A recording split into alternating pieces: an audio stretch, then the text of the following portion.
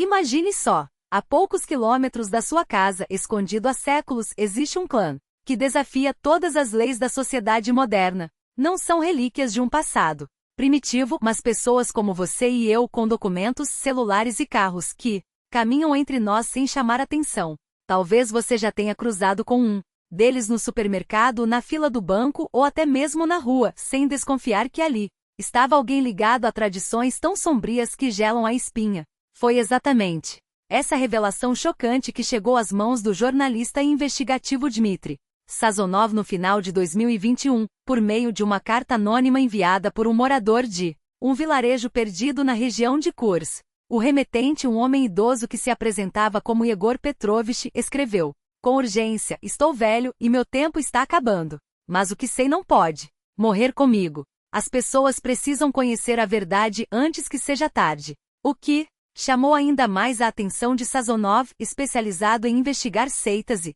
cultos obscuros, foram as últimas linhas da mensagem. Eles não são apenas parentes.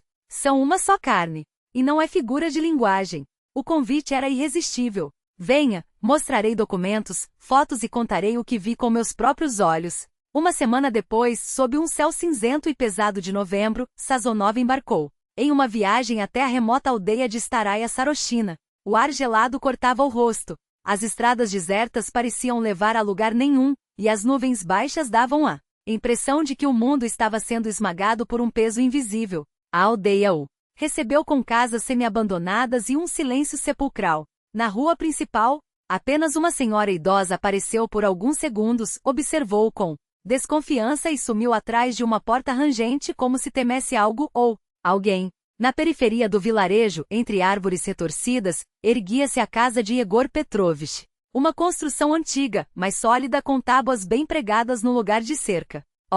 Dono, um homem magro de cabelos brancos e olhos surpreendentemente vivos, recebeu o jornalista com cautela, mas sem hostilidade. "Já pensei que você não viria", disse, servindo chá forte em uma caneca rachada. "Poucos se atrevem a vir até aqui, especialmente quando o assunto são os Ivanov. Eles não são bem-vindos por essas bandas." Dentro da casa, aquecida pelo cheiro de ervas secas e fumaça de lenha, Yegor Petrovich começou seu relato.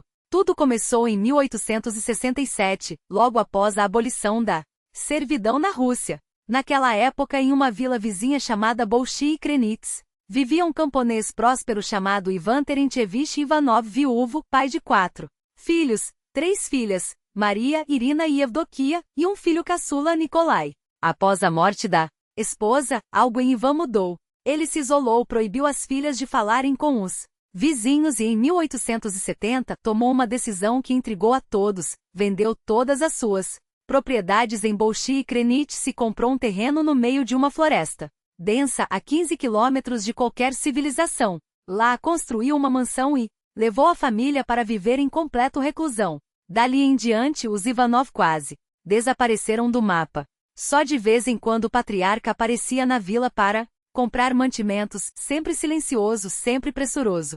Yegor Petrovich abriu uma gaveta empoeirada e retirou um caderno amarelado pelo tempo. "Este é o diário do meu bisavô, Stepan Kuzmi. Ele era o único amigo de Ivan Terentchevich e por um tempo o visitou na nova propriedade." O jornalista pegou o caderno e leu, em voz baixa, as palavras desbotadas escritas à mão. 17 de novembro de 1871. "Hoje estive na casa de Ivan Terentchevich. Ele está irreconhecível, envelheceu 10 anos em poucos meses. O ar dentro da casa é pesado, quase sufocante. As filhas andam em silêncio, sem ousar levantar os olhos. Só Nikolai, o filho, parece vivo demais para um menino de 12 anos. Fala como um adulto, e o pai não o larga por um segundo, como se ele fosse sua única razão de existir. Mas o mais estranho são as portas. Contei mais cômodos do que a casa. Parece ter por fora. Uma delas, trancada com 2 cadeados, chamou minha atenção. Quando perguntei o que havia lá, Ivan mudou de assunto abruptamente e me ofereceu vodka caseira. Depois de alguns goles, começou a delinear coisas absurdas. Falava de um livro antigo encontrado no porão de sua antiga casa, com segredos para alcançar a imortalidade. Disse que sua família viveria para sempre e que criaria uma linhagem perfeita. Não entendi bem, mas suas palavras me deixaram com um frio na espinha.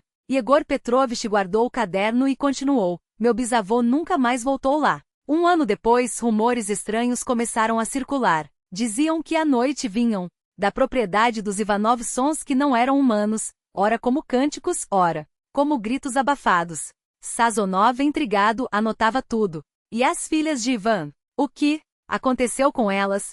A resposta foi um golpe. Em 1875, quando Nikolai completou 16 anos, Ivan apareceu na igreja com o filho e a filha mais velha, Maria. Anunciou que ela se casaria, e apontou para Nikolai como noivo. O jornalista arregalou os olhos. O sacerdote se recusou, claro.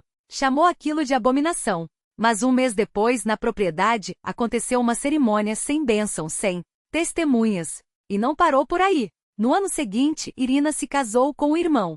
Depois Evdokia. Todas as três, uma a uma, tornaram-se esposas de Nikolai. Sazonov sentia a pele formigar. Mas e as crianças? O incesto não causa defeitos genéticos. Yegor Petrovich assentiu. Os primeiros netos nasceram com problemas. É verdade. Mas Ivan de algum modo encontrou uma solução. Em seus escritos, que consegui anos depois, ele menciona rituais antes de cada concepção. Falava em uma ciência antiga, capaz de purificar o sangue e garantir descendentes saudáveis apesar dos laços consanguíneos. Você acredita nisso? Perguntou o jornalista, incrédulo. Não sei no que acreditar, respondeu o velho, com um suspiro. Mas os fatos estão aí. Os Ivanov ainda existem. Crescem a cada geração. Vivem entre nós, mas não são como nós. E o pior, ninguém nunca os parou. Com um gesto lento, Yegor Petrovich puxou uma fotografia desgastada pelo tempo. Na imagem, um grupo posava diante de uma casa de madeira imponente. No centro, um homem de barba longa e olhar penetrante. Ao seu lado, 3 mulheres e um jovem. Esta é a única foto conhecida da primeira geração dos Ivanov, explicou. Tirada em 1888 por um fotógrafo ambulante. Olhe bem para eles. Porque, acredite, seus descendentes ainda estão por aí. O ar na cozinha parecia ter ficado mais denso. Do lado de fora, o vento uivava entre as árvores, como se carregasse um aviso. Sazonov sentiu que estava à beira de algo que o mundo não estava preparado para conhecer. No centro da imagem, dominando o enquadramento com uma presença quase esmagadora, estava Ivan Terentievich em pessoa, aquele mesmo homem de barba espessa e olhos que pareciam perfurar a alma. À sua direita, o filho Nikolai, uma versão mais jovem e não menos intensa do pai. À esquerda, as 3 filhas de sua primeira esposa, cujos rostos, apesar das diferenças sutis, repetiam-se como eco de um mesmo molde. Era como se um único ser tivesse sido fragmentado em 3 variações imperfeitas. Sazonov aproximou a foto dos olhos e um calafrio subiu por sua espinha. Não eram apenas as semelhanças físicas que o perturbavam, eram aqueles olhos escuros fundos como poços sem fundo onde se misturavam em doses iguais, uma submissão doentia e um brilho de loucura contida. Algo neles sugeria que aqueles homens e mulheres não apenas viviam naqueles corpos, mas que eram prisioneiros de um destino muito maior do que eles mesmos. O que aconteceu depois? Perguntou Sazonov, afastando a foto como se ela queimasse.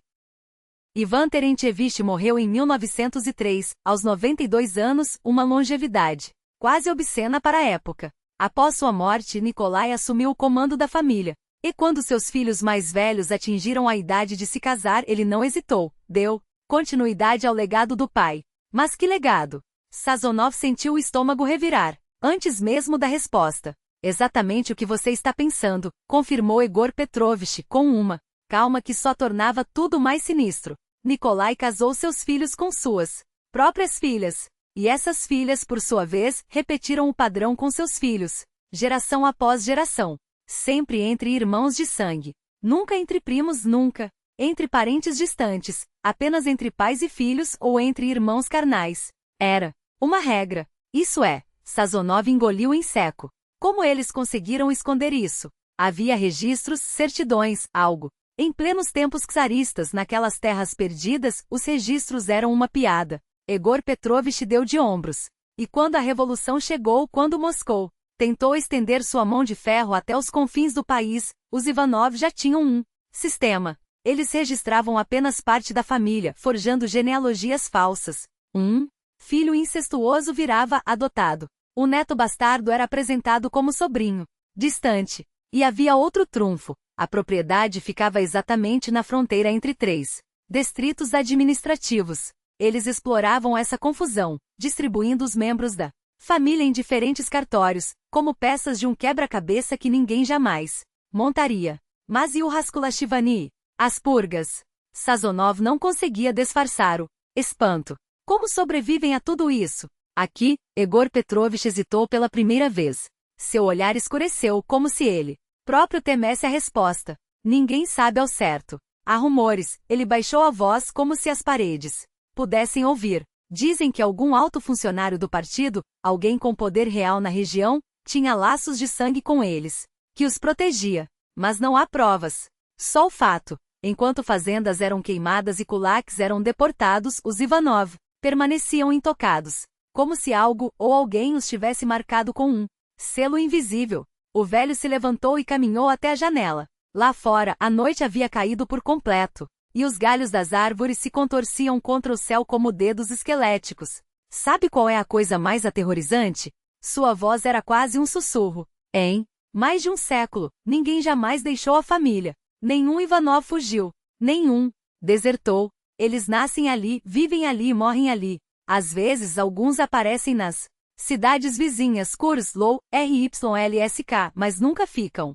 Sempre voltam. Como se fossem chamados por algo que não podem ou não querem resistir. Quantos são agora? Sazonov sentiu a garganta seca. Egor Petrovich virou-se lentamente, e seus olhos refletiram o brilho frio da lua através do vidro. Pelas minhas contas, não menos que 80. Talvez mais. Impossível saber ao certo. Muitos nem sequer existem nos registros. Mas a propriedade, ele fez um gesto vago com a mão. O que era uma simples casa de campo virou um complexo. Uma colônia, escondida na floresta autossuficiente. E todos eles, cada homem, cada mulher, cada criança, descendem da mesma linhagem, do mesmo sangue. Você está dizendo que são um só? Não é uma metáfora. Egor Petrovich abaixou-se e puxou debaixo da mesa um caderno amarelado pelo tempo. Nos diários de Ivan Terentievich, ele fala em criar um organismo único, não apenas espiritualmente, mas fisicamente. Uma entidade composta por dezenas de corpos, ligados por algo além da genética. Ele chamava isso de superunidade ou corpo coletivo, uma abominação que, segundo ele, emergeria após gerações de cruzamentos controlados e rituais. Sazonov franziu a testa. Rituais? Não sei os detalhes, o velho sacudiu a cabeça. Os textos são crípticos, cheios de termos esotéricos. Mas uma coisa é clara, Ivan Terentievich acreditava que, manipulando as ligações de sangue da maneira certa, seus descendentes deixariam de ser humanos, que se tornariam algo mais. Isso é loucura. Sazonov soltou uma risada sem humor, o delírio de um fanático religioso. Talvez Egor Petrovich não parecia convencido. Mas então me explique isto. Ele se dirigiu à sala ao lado e voltou com uma pasta grossa, cheia de papéis amarelados, recortes de jornal e fotografias desbotadas. Kuskaya Pravda, 1958, disse, deslizando uma página até Sazonov. Uma jovem chamada Ana Ivanova foi levada ao hospital de Lowell após um acidente. Precisava de transfusão de sangue, mas os médicos descobriram algo impossível. Seu tipo sanguíneo não correspondia a nenhum dos conhecidos. Antes que pudessem investigar, 5 homens chegaram, identificaram-se como parentes e levaram-na embora à força. O caso foi abafado. Sazonov leu o recorte, sentindo o peso das palavras. A linguagem burocrática da época não conseguia esconder o horror subjacente. E isto, Egor Petrovich entregou-lhe outro documento, uma cópia de laudo médico. 1976. Um homem chamado Piotr Ivanov foi encontrado morto perto de Kursk. Na autopsia, o legista descobriu anomalias. Um segundo coração rudimentar. Uma estrutura hepática duplicada. E no cérebro formações que pareciam nós nervosos. Extras como se seu sistema neural estivesse se ramificando além do normal. No dia seguinte, o corpo desapareceu do necrotério. Uma semana depois, o legista morreu de parada cardíaca. Tinham 37 anos. Saudável como um touro. Você acha que foi assassinato? Coincidências assim não existem. Egor Petrovich espalhou mais papéis sobre a mesa. Aqui está o depoimento de um guarda florestal que jurou ter visto luzes pairando sobre a propriedade em 1985. Aqui, O relatório de um policial que, ao tentar investigar denúncias de violência, foi tomado por um medo paralisante a 100 metros da casa. E aqui, ele apontou para uma declaração rabiscada à mão, a história de uma camponesa que afirmou ter visto um dos Ivanov se transformar em algo que não era humano, e depois voltar à forma original. Superstição. Sazonov tentou se agarrar à racionalidade.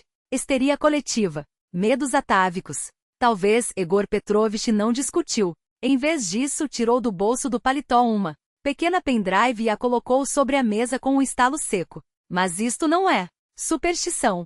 Sazonov olhou para o objeto. Plástico preto inofensivo. E, no entanto, algo nele irradiava perigo. O que é? A última coisa que sobrou do meu sobrinho. A voz do velho quebrou quase imperceptivelmente. Andrei, também jornalista, também obstinado, conseguiu infiltrar câmeras na propriedade há 5 anos.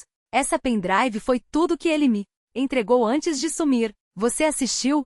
Egor Petrovich assentiu, os olhos úmidos. Uma vez. Foi o suficiente. Sazonov pegou o dispositivo. Seus dedos tremiam levemente. Abriu o notebook. Inseriu a pendrive. Um único arquivo. E então ele clicou em play. 15 minutos de gravação. Sazonov iniciou a reprodução.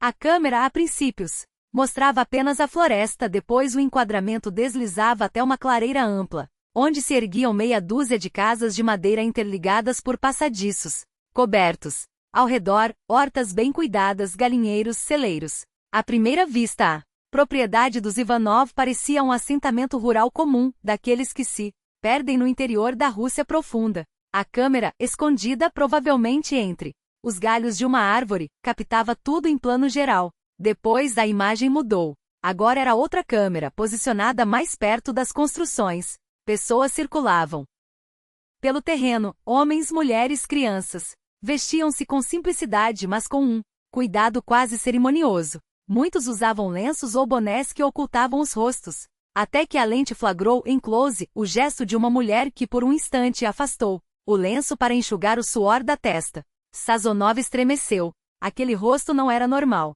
Pele pálida demais, traços afiados demais, olhos desproporcionalmente grandes. Não era feiura, pelo contrário, havia uma beleza estranha ali, como a de uma boneca de porcelana esculpida por mãos que não conheciam a anatomia humana.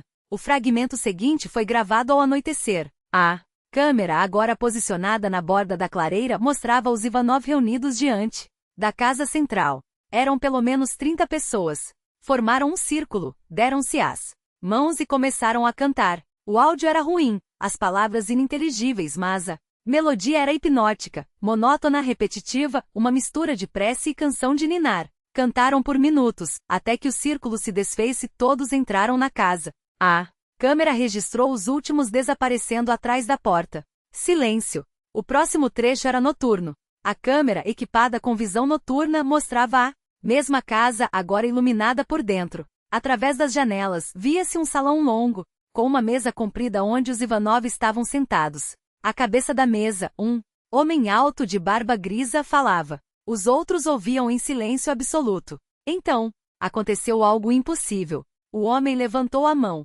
Todos repetiram o gesto, pressionando a palma direita contra o peito. E como se uma corrente elétrica os percorresse, seus rostos começaram a mudar. Os traços se afiavam, os olhos cresciam, a pele empalidecia ainda mais, como se uma máscara invisível fosse arrancada, revelando o que havia por baixo. Mas o pior veio depois. Os corpos, sem se tocar, pareciam fundir-se. Não fisicamente, era algo mais profundo, como se fios invisíveis os costurassem em um único ser. Moviam-se em sincronia, como um organismo coletivo, e em seus rostos surgia a mesma expressão, uma mistura de êxtase e concentração absoluta. De repente, um dos Ivanov virou a cabeça e olhou diretamente para a câmera. Seus olhos na escuridão pareciam brilhar. Disse algo aos outros. Vários homens se levantaram e saíram em direção à porta. A gravação terminou ali.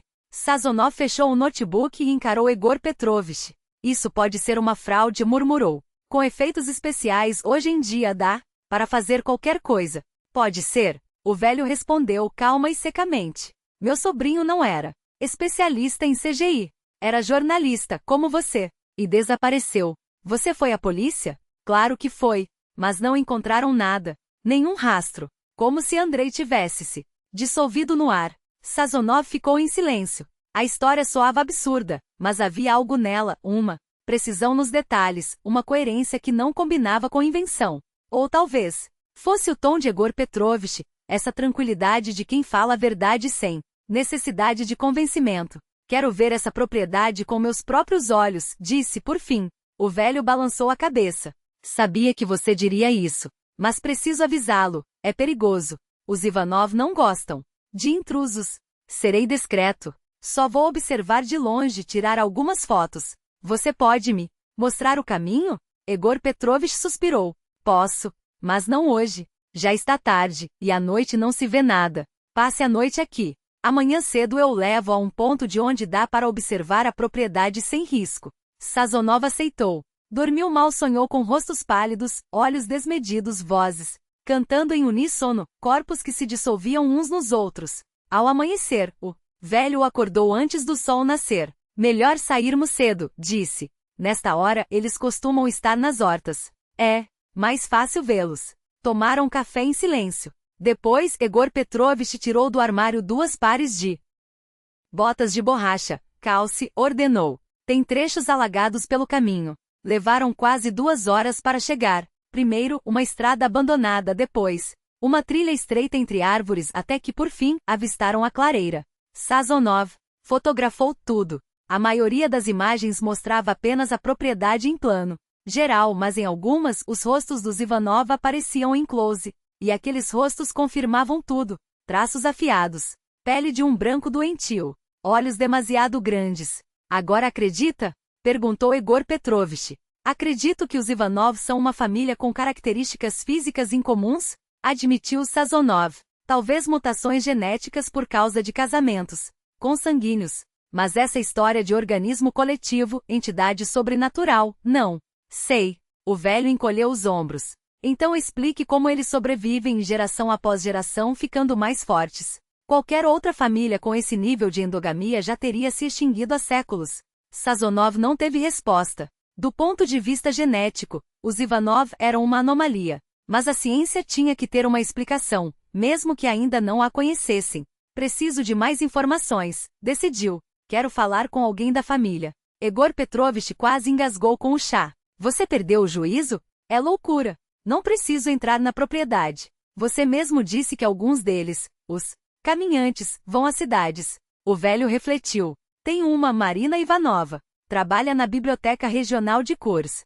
Pelo que sei, é uma das caminhantes, mas não é igual aos outros. Dizem que teve desentendimentos com a família. Perfeito, Sazonov sorriu. Vou a Kurs. Tentarei conversar com ela. Não tenho certeza de que é uma boa ideia, advertiu Egor Petrovich. Mas se insistir, só seja cuidadoso. Não fale logo dos Ivanov. Finja que está pesquisando história local, lendas da região. E vá conduzindo a conversa devagar. No dia seguinte, Sazonov partiu. Kurs o recebeu com uma chuva fina e um vento cortante. A biblioteca regional ficava em um prédio antigo no centro da cidade.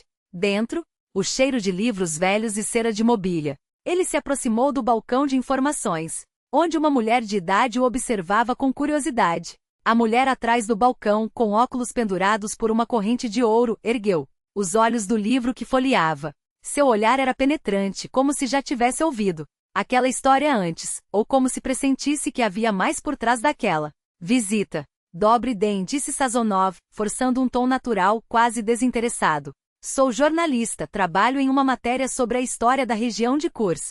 Me indicaram procurar Marina Ivanova. Dizem que ela é uma autoridade no assunto. A mulher o estudou por um instante, como se pesasse cada palavra. Então, com um gesto lento, ajustou os óculos e apontou para o teto. Marina Sergeyevna está no setor de história local. 3º andar, sala 312. Os degraus rangiam sob seus passos enquanto subia. O prédio cheirava a tempo. Não apenas a papel envelhecido, mas a algo mais antigo, como se as paredes guardassem segredos que o ar não conseguia carregar. Ao chegar ao 3º andar, encontrou a porta entreaberta. Dentro, uma sala modesta com estantes que se perdiam nas sombras e mesas cobertas por pilhas de livros. E lá estava ela, sentada à mesa mais afastada, curvada sobre um volume de couro desgastado.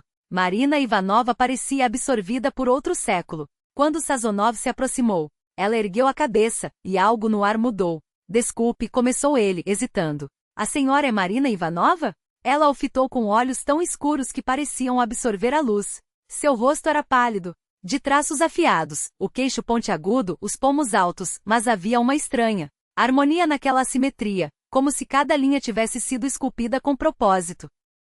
Não era beleza comum, era algo que prendia o olhar e ao mesmo tempo fazia-o instinto sussurrar, cuidado. Sim, sou eu, respondeu, e sua voz era baixa, quase musical, com um timbre que vibrava além das palavras.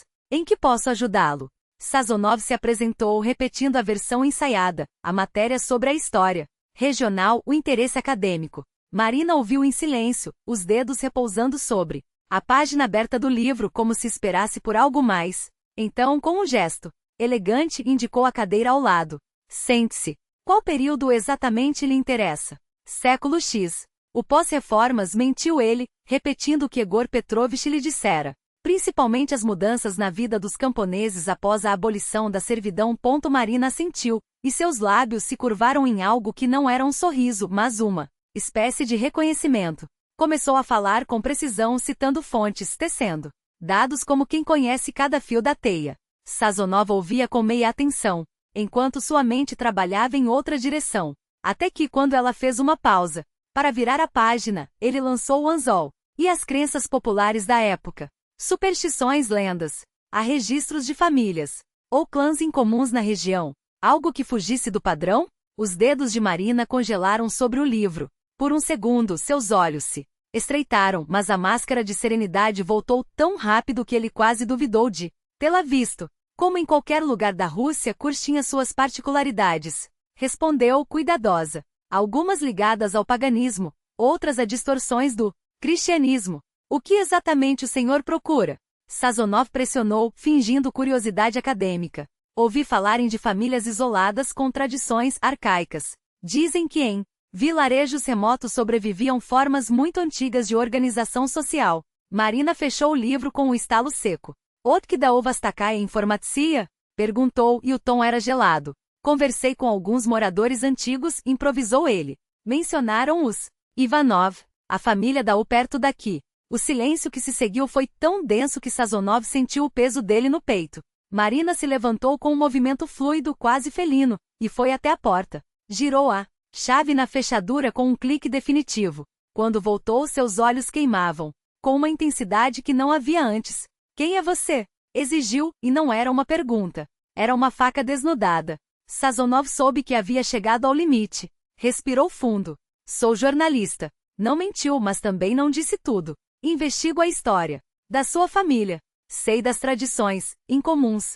Sei como vivem naqueles muros. Marina o encarou por um longo momento, como se decidisse se ele merecia viver ou morrer. Então, baixinho, quase para si mesma. Você falou com Egor Petrovich. Não era pergunta. Era uma certeza. Sazonov não negou. Ele me contou muito sobre vocês. Ele não sabe nada. Ela balançou a cabeça, e pela primeira vez houve algo como tristeza em seu rosto. Ninguém de fora sabe. Só veem o que permitimos que vejam. E qual é a verdade? Perguntou ele, sentindo o coração bater mais forte. Marina fechou os olhos, como se a resposta doesse. Quando os abriu, havia uma resolução neles, e algo mais, algo que Sazonov não soube nomear. Não posso lhe contar tudo. É perigoso.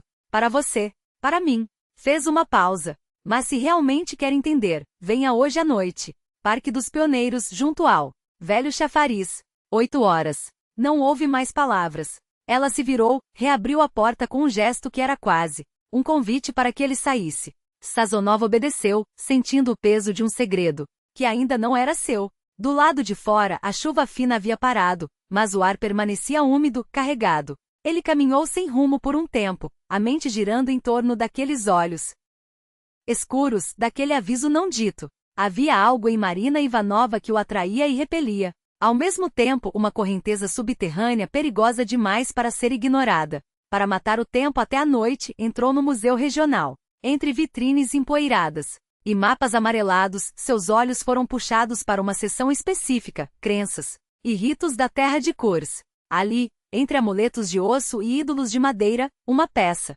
o hipnotizou. Era uma pequena figura de bronze, representando uma criatura híbrida metade homem, metade serpente. O rosto era humano, mas alongado com maçãs do rosto, proeminentes e um queixo afiado demais. O corpo, porém, se transformava em escamas, terminando em uma cauda sinuosa. Interessado no nosso Zmeychelovek, uma voz rouca veio de trás. Sazonov se virou. Um homem idoso de terno puído observava-o com um sorriso que sugeria conhecer mais do que deixava transparecer. É incomum, admitiu ele. O que significa? Artefato pré-cristão, século V ou VI. Encontrado em escavações a 40 quilômetros daqui. O velho se aproximou, os dedos pairando sobre a vitrine, sem tocar. Representa um vol, um ser mítico capaz de mudar de forma. Meio homem, meio bestial. Os antigos acreditavam que ele podia unir corpos e almas, tornar-se um só com a terra, com os seus. Sazonov sentiu um arrepio. Há lendas sobre isso? Há muitas. O homem baixou a voz como se compartilhasse um segredo. Fala-se de um clã, descendentes desse vol que podiam fundir-se, não apenas em espírito, mas em carne, tornar-se um único organismo, uma única vontade. Como? A palavra saiu mais seca do que ele pretendia. Ninguém sabe ao certo. O velho deu de ombros. São apenas histórias. Mas é curioso como esse motivo aparece em tantos lugares, a ideia de que algum sangue são capazes de se entrelaçar além do comum. Sazonov olhou novamente para a figura. As escamas pareciam brilhar sob a luz fraca do museu. E esse clã? Eles tinham um nome? Alguns os chamavam de Volkovsky Rod, outros, simplesmente de os que não se separavam. O homem sorriu, como se soubesse mais do que dizia. Mas como eu disse, são só lendas. Sazonov agradeceu e se afastou, mas a imagem da criatura não saía de sua mente. Assim como não saía a semelhança entre aquelas histórias e o que Egor Petrovich havia lhe contado sobre os Ivanov. Às 8 em ponto, ele estava no parque junto ao chafariz abandonado. A noite havia caído como um sudário, e a névoa tornava as árvores em silhuetas fantasmagóricas. Não havia ninguém, até que um movimento entre as sombras o fez se virar. Marina emergiu da escuridão, o rosto pálido como a lua através das nuvens. Seus olhos brilhavam com uma luz que não era reflexo das lâmpadas distantes. Você veio, disse, e não era uma pergunta. Era o início de algo que ele não estava certo de querer ouvir. A figura surgiu entre as árvores como se materializada do próprio ar, uma sombra que ganhava forma sob a luz trêmula dos postes distantes. Venha comigo, disse ela sem preâmbulos, sem um gesto de cortesia. Sua voz era baixa, mas cortante como uma lâmina. Aqui há ouvidos demais. Eles atravessaram o parque em silêncio, os passos abafados pela terra úmida até emergirem numa rua desertada, onde o único som era o murmúrio do vento entre os fios de luz. Marina parou diante de uma porta discreta, quase invisível, encravada na base de um prédio antigo. O metal estava gastado pelo tempo, a tinta descascando, como pele morta. Este é o meu refúgio, explicou, girando a chave na fechadura com um estalo seco. Aqui pelo menos as paredes não têm memória. O interior era uma contradição, pequeno, mas infinito. As paredes desapareciam sob o peso dos livros, empilhados em prateleiras que se estendiam até o teto como colunas de um templo dedicado ao conhecimento. Papéis amarelados pelo tempo cobriam a mesa de trabalho, entrelaçados com anotações em uma caligrafia precisa, quase cirúrgica. Um notebook piscava em modo de espera, sua tela refletindo a luz fraca de um abajur de mesa. Não era a toca de uma fanática, era o laboratório de alguém que dissecava mistérios como outros dissecam cadáveres. Chá? Café? Ofereceu Marina, indicando com um gesto vago a poltrona de couro, gasto diante da mesa. O convite soava mais como uma formalidade do que como hospitalidade. Café? Preto, respondeu Sazonov, afundando no assento enquanto os olhos varriam o ambiente com a avidez de um homem que sabe estar à beira de uma revelação, ou de um abismo. Ela desapareceu por um instante na cozinha minúscula, deixando-o sozinho com o peso do silêncio e com a fotografia emoldurada sobre a escrivaninha. Uma imagem desbotada. Marina, anos mais jovem, ao lado de uma mulher idosa cujos traços eram um eco perfeitamente distorcido dos seus, os mesmos olhos profundos, o mesmo queixo levemente angular, como se o tempo tivesse esculpido duas versões da mesma alma. Uma linhagem que se repetia não por acaso, mas por design. Minha avó, Helena Sergeyevna, disse Marina, retornando com 2 xícaras de porcelana fina, o aroma do café preto subindo em espirais entre eles. A única que jamais me tratou como um experimento. Ela se sentou frente a ele, os dedos enrolados em torno da xícara como se buscassem calor contra algo mais frio que o inverno lá fora. Os olhos dela o fixavam com uma intensidade que fazia as palavras seguintes soarem como um veredicto. Então, o que você realmente quer saber? Sazonov não hesitou. Não havia espaço para meias-verdades naquela sala entre aquelas paredes que respiravam segredos. Tudo. Sua voz era rouca, quase um desafio. Quem são os Ivanovdi? Verdade? Por que vocês vivem como vivem, escondidos, observados, temidos? O que significam esses rituais que realizam à luz da lua, como se fossem fantasmas de um culto esquecido? E por quê? Porque vocês são diferentes? Porque seus olhos brilham no escuro como os de um animal noturno? Porque sua pele parece não envelhecer? Marina exalou lentamente, como se cada palavra sua custasse um pedaço de algo precioso. Não era resignação no seu olhar, mas uma espécie de fadiga ancestral. Cansaço de quem carrega séculos nas costelas.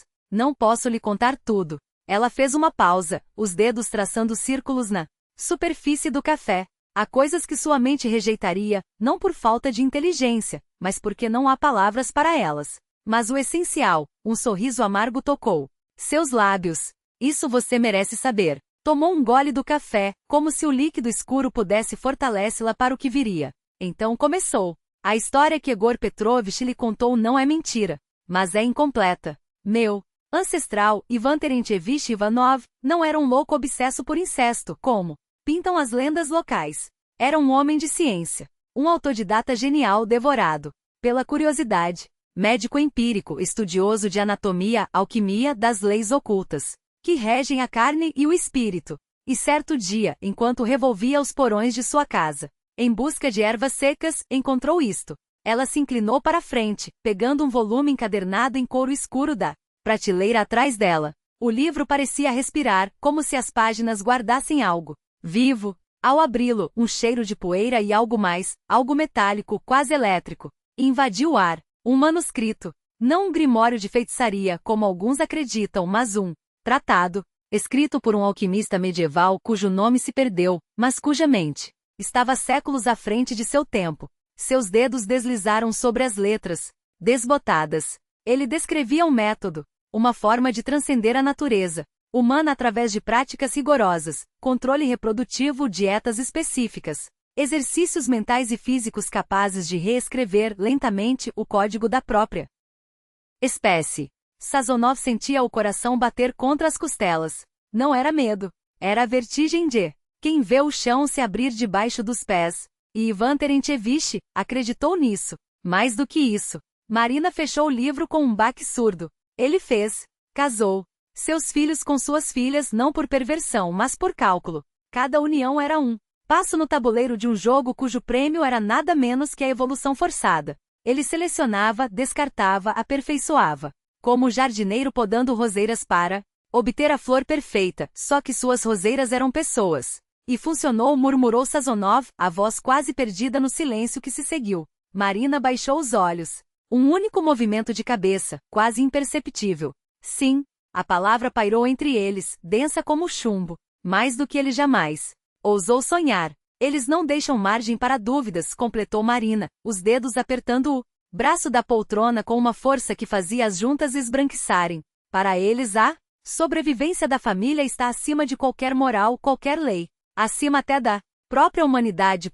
Sazonov sentiu o peso daquelas palavras como um bloco de gelo deslizando pela espinha. Não era mais uma história. Era um aviso. Um aviso que ele, em sua arrogância de jornalista, havia ignorado até então, como um turista que pisca para o sol sem perceber que está olhando direto para um incêndio. E esse cientista em Moscou, ele hesitou, procurando as palavras certas entre o medo e a lógica. Ele realmente pode nos ajudar? Ou é só mais uma esperança em meio a esse pesadelo? Marina virou-se para ele, e pela primeira vez desde que haviam embarcado seus olhos, aqueles olhos que pareciam capazes de enxergar através das mentiras, fixaram-se nos dele com uma intensidade quase física. Professor Viktor Kovalenko não é um charlatão. Sua voz era baixa, mas cada sílaba carregava o peso de uma convicção forjada em anos de segredos. Ele Trabalhou no Instituto de Genética Molecular de Novosibirsk antes de descobrir coisas que não deveria. Coisas sobre nós. Ela fez uma pausa, como se escolhesse cuidadosamente o que revelar. Kovalenko desenvolveu uma teoria. Nossas habilidades não são apenas um traço genético. São uma doença. Uma mutação que se autoalimenta, que se fortalece a cada geração porque a família selecionou isso, como seu avô fez com as roseiras, só que conosco. Sazonov sentiu um calafrio, não pela metáfora que era horrenda o suficiente, mas pela frialdade com que ela a pronunciou. E esse remédio ele repetiu, como se o termo soasse absurdo em sua própria boca. É um bloqueador neural. Marina abaixou ainda mais a voz, mesmo sabendo que o barulho das rodas do trem os protegia. Uma substância que interfere nos receptores cerebrais responsáveis pela telepatia. Em testes com cobaias, sim, cobaias, porque a família tem laboratórios clandestinos, conseguiu reduzir a atividade psíquica em 87%. Mas nunca foi aplicado em um humano. Nunca em alguém como eu. E você confia nele? Ela riu, um som seco, sem alegria. Confio que ele tem tanto a perder quanto nós. Marina inclinou-se para frente, os cotovelos apoiados nos joelhos, como se o peso do que diria a seguir a obrigasse a curvar-se. Kovalenko não é um aliado desinteressado. Ele quer destruí-los. Não por bondade, mas porque eles destruíram ele. Sua filha, Natasha, era uma de nós. Uma dissidente como eu. Eles a encontraram. Disseram que foi um acidente. Um episódio de instabilidade mental. Ela fez aspas no ar com os dedos e Sazonov sentiu estômago revirar. Na verdade, ela se atirou da janela do próprio apartamento, depois que 3H a visitaram. 3 dias antes, ela havia enviado ao pai todas as suas anotações sobre a família, todas as provas. O jornalista fechou os olhos por um instante. Não era a primeira vez que ouvia histórias de pessoas que caíam de janelas na Rússia, mas agora cada palavra soava como uma sentença. Então ele nos usará como isca, concluiu Sazonov, amargo. Ele nos usará como sobreviventes, corrigiu Marina. Porque, diferentemente de Natasha, nós ainda estamos vivos. E isso, no momento, é o que importa. O trem balançou levemente e, pela janela, a paisagem noturna desfilava em manchas. Escuras florestas, cidades adormecidas, a vastidão de um país que escondia mais segredos do que qualquer um poderia imaginar. E se isso não funcionar? Perguntou Sazonov, finalmente dando voz ao medo que o consumia. Se esse bloqueador não adiantar nada ou se a família nos encontrar antes? Marina não respondeu de imediato. Em vez disso, estendeu a mão e tocou levemente o bolso da jaqueta dele, onde guardava a ficha de memória e os documentos que havia pegado na caixa forte. Então faremos o que eles mais temem, disse ela com uma calma que o aterrorizou. Contaremos ao mundo. E você? Sazonov fixou os olhos nela, a voz rouca de tensão. Também possui essas capacidades? Marina sentiu lenta, deliberada. Um gesto que pesava mais que 1000 palavras. Sou uma das telepatas mais poderosas da família. Sua voz era baixa, mas cada sílaba cortava o ar como lâmina. É por isso que eles me querem de volta. Não sou apenas uma fugitiva, sou um recurso. Um ativo que não podem se dar ao luxo de perder. Ela fez uma pausa, os dedos brincando com a borda da mesa como se medisse cada palavra antes de soltá-la. Mas aprendi a controlar, a escolher quando ouvir, quando calar. E jamais usei isso para ferir. Seus olhos encontraram os dele, firmes. Nunca. O trem cortava a noite como uma faca. Luzes de estações distantes e vilarejos perdidos riscavam as janelas em flashes efêmeros, fantasmas de um mundo que parecia cada vez mais irreal. Sazonov observava Marina, tentando assimilar o peso daquilo tudo. Era absurdo, impossível. E, no entanto, algo em seu instinto, aquele mesmo instinto que o fizera cavar tão fundo na história dos Ivanov, gritava para ele acreditar. Por que me contar tudo isso?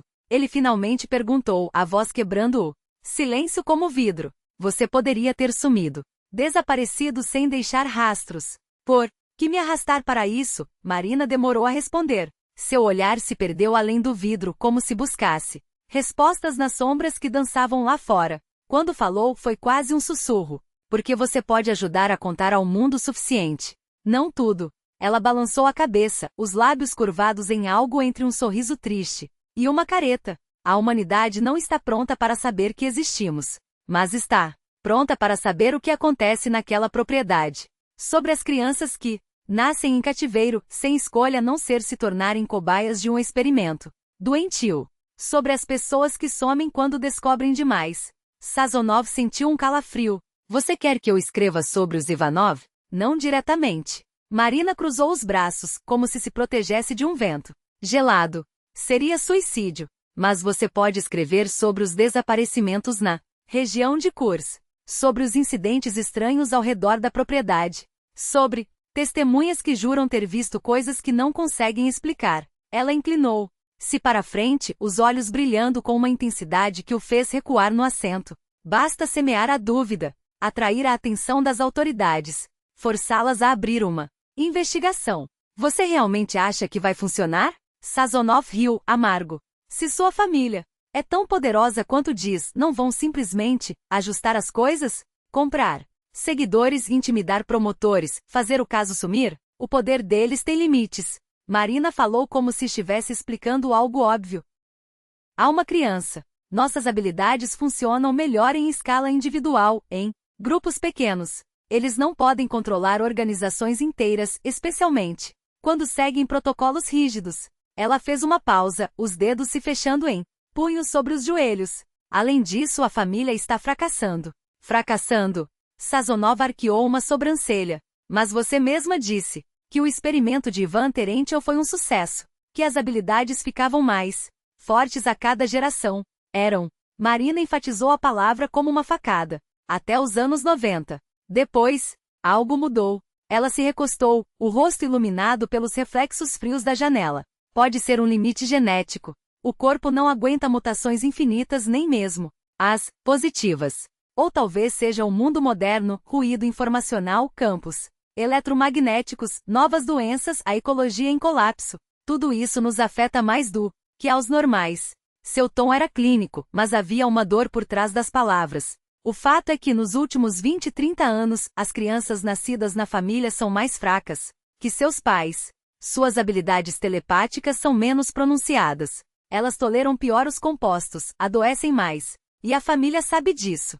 Sazonov sentiu o estômago revirar. Então eles estão desistindo? Não. A voz de Marina cortou o ar como uma lâmina. Eles estão ficando desesperados. Ela baixou a voz, como se temesse que as paredes tivessem ouvidos. O atual líder Semyon Ivanov é um fanático. Acha que o declínio vem da contaminação, qualquer interação com o mundo exterior, qualquer desvio das tradições de Ivan Terentiev. E sabe o que ele planeja fazer? Marina esperou, deixando o silêncio se esticar como uma corda prestes a arrebentar. Purificar a família. Sua voz era quase inaudível. Eliminar todos que, na opinião dele, enfraquecem o sangue. E então, começar um novo ciclo. Um núcleo perfeito. O quê? 12 pessoas. Os dedos dela tremiam levemente. 6 homens, 6 mulheres. Isolados completamente. Reproduzindo-se segundo um esquema rígido. Controlado. Sem nenhuma influência externa. Ela riu, um som vazio sem humor. Ele chama de o jardim. Como se fosse algo sagrado. Isso é loucura. Sazonov sentiu o suor frio escorrer pelas costas. Marina olhou nos olhos, e pela primeira vez ele viu algo além da determinação, medo. E é por isso que preciso impedi-lo. Não só pelas crianças que ainda vão nascer, mas pela família toda. Se o plano de Semyon der certo, será o fim dos Ivanov. Eles vão se tornar mutantes não viáveis, trancafiados naquela propriedade, condenados à extinção. O trem começou a reduzir a velocidade. Pelas janelas, as primeiras luzes de Moscou surgiam como manchas pálidas no horizonte. Chegamos, murmurou Marina. Eles desceram em silêncio, os passos ecoando no cimento úmido da plataforma. O ar da manhã era cortante, carregado com o cheiro de diesel e metal. Caminharam até o metrô sem trocar uma palavra, cada um preso em seus próprios pensamentos, ele, atordoado pelo peso daquilo tudo, ela com os olhos fixos à frente, como se já visse o que viria pela frente. Quando emergiram na estação Universitet, o sol nascente pintava os prédios da MGU, com tons dourados. Marina não hesitou. Seguiu direto para um dos corpos do complexo, os passos firmes, decididos. Professor Kovaleski trabalha aqui, explicou, sem olhar para trás. O cientista de quem falei. Ele deve estar esperando. E de fato, quando subiram ao quarto andar e pararam diante da porta com a placa Laboratório de Neurofisiologia Cognitiva. Marina nem precisou bater. A porta se abriu, antes que seu dedo tocasse o interfone. Marina. O homem na entrada era magro, de cabelos grisalhos e óculos de arame. Seu rosto se iluminou, mas havia uma sombra de preocupação nos olhos. Já estava começando a me preocupar. Olá, Alexei Petrovich. Ela esboçou um sorriso cansado. Este é Dmitri Sazonov, o jornalista. O professor apertou a mão de Sazonov com um aperto surpreendentemente firme. Para alguém de sua idade. Entre. Sua voz era áspera, urgente. Imagino que se estão aqui. A situação não é das melhores. Pior do que você pensa, confirmou Marina, cruzando a soleira. O laboratório era um emaranhado de equipamentos e cabos, monitores piscando com dados incompreensíveis. No fundo, uma porta levava a um pequeno gabinete. Kovalevsky os guiou até lá, fechando a porta com um clique seco. Sentem-se. Ele indicou 2 cadeiras diante de uma mesa coberta de papéis. Presumo que a família saiba. Eles mandaram os Shodok atrás de nós, disse Marina, sem rodeios. Precisamos do preparo. Agora. O professor suspirou, passando uma mão pelo rosto. Está quase pronto. Ele abriu uma gaveta, tirando uma caixa metálica pequena. Dentro, 2 frascos de vidro com um líquido transparente. Mas você sabe que não posso garantir nada. A teoria diz que deve funcionar, mas não temos escolha. Marina estendeu a mão, a palma aberta, implacável. Kovalevsky hesitou por um segundo, então pegou um dos frascos. Com movimentos precisos, preencheu uma seringa. Isso é um neuromodulador experimental. Sua voz era baixa, quase um murmúrio. Age nas áreas do cérebro que, segundo minha hipótese, são responsáveis pelas habilidades especiais de vocês. Deve bloquear temporariamente esses centros, tornando-a invisível para os outros membros da família. Temporariamente? Sazonov repetiu, a desconfiança estampada no rosto. Cerca de 72 horas. O professor inseriu a agulha no frasco. Depois, o corpo metaboliza o composto e tudo volta ao normal. Mas isso deve dar a vocês tempo suficiente para se distanciar e planejar os próximos passos. Marina enrolou a manga da blusa. Sem vacilar, ofereceu o braço. Faça. A agulha penetrou sua pele com um estalo quase imperceptível. Ela estremeceu, os olhos se fechando por um instante. Quando os abriu novamente, seu rosto estava pálido, mas sereno. E agora? Perguntou Kovalevsky, observando-a com atenção clínica. O que sente? Marina demorou a responder. Seus dedos tremiam levemente sobre o braço. Silêncio. Sua voz era um fio. Sempre havia um ruído de fundo. Pensamentos dos outros, especialmente dos telepatas mais fortes. Como um zumbido constante. Ela tocou a têmpora, os olhos arregalados. Agora não há nada. É como se minha cabeça estivesse vazia. Então está funcionando. O professor assentiu, satisfeito. Você deve estar invisível para qualquer busca telepática. Mas ele levantou um dedo, advertindo. Isso não significa que estejam seguros. Os Shodok podem usar métodos convencionais para rastreá-los. Eu sei. Marina baixou a manga, os lábios pressionados em uma linha fina. Mas já é uma vantagem enorme. Ela virou-se para Sazonov, e seus olhos, antes tão intensos, quase hipnóticos, agora pareciam humanos, vulneráveis. O próximo passo é reunir provas. Sua voz estava firme, mas havia algo novo nela. Uma urgência que não vinha apenas do medo, mas de algo mais profundo. Antes que seja tarde demais. O silêncio entre eles se tornou pesado como chumbo. Aquele sorriso frio, calculista. Era tudo o que precisavam para confirmar, eles já sabiam. Corram!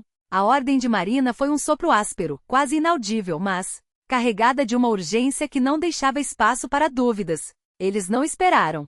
Saíram em disparada, empurrando a porta do minimercado com força suficiente para fazê-la bater contra a parede. O ar frio da manhã os golpeou, como uma lâmina, mas o verdadeiro perigo estava atrás deles. Os passos apressados do Shodok, o estalo seco de um rádio, vozes abafadas em uma língua que soava como um rosnado. Na máquina agora. Kovalevsky já havia ligado o motor antes mesmo que eles alcançassem o carro. A porta traseira se abriu com um estalo metálico e Marina jogou-se para dentro, arrastando Sazonov atrás de si. O professor pisou fundo no acelerador, antes que as portas sequer se fechassem completamente. Os pneus cantaram contra o asfalto, deixando para trás uma nuvem de poeira e o homem de Kepke que agora corria em direção a uma motocicleta estacionada junto aos bombos de gasolina. Ele vai nos seguir. Marina apertou os punhos contra os joelhos, os nós dos dedos brancos de tensão. E não está sozinho.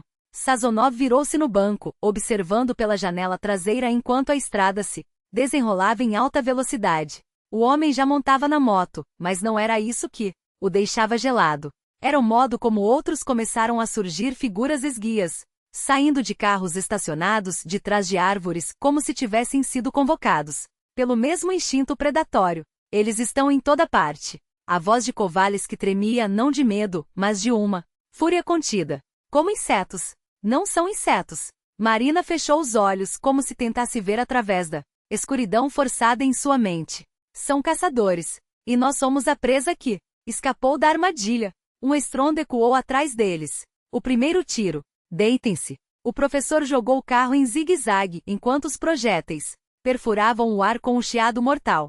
Marina cobriu a cabeça com os braços, mas seus olhos, aqueles olhos que já haviam visto demais, permaneciam abertos, fixos no retrovisor. Eles não vão atirar para matar. Sua voz era um murmúrio, quase perdido entre o rugido do motor e o som dos pneus derrapando. Eles nos querem vivos. Por quê? Sazonov pressionou as costas contra o banco, sentindo o gosto metálico do medo na boca. Porque somos a prova. Ela se virou para ele, e mesmo no caos havia uma clareza terrível em seu olhar. E Semyon Ivanov não deixa provas soltas.